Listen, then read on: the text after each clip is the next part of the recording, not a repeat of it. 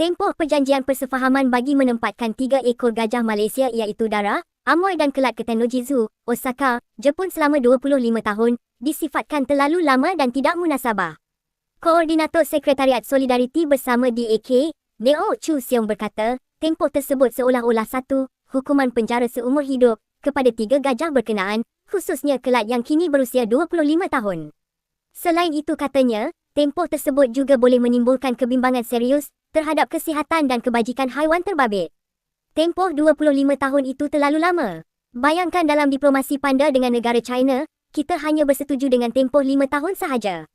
Setiap 5 tahun, kedua-dua negara akan menyemak semula keadaan panda, terutama dari segi kebajikan dan kesihatan sebelum membuat keputusan lanjut, katanya kepada pemberita. Beliau berkata demikian sempena Himpunan Solidariti Bersama DAK di Zoo Taiping dan Night Safari pada Sabtu.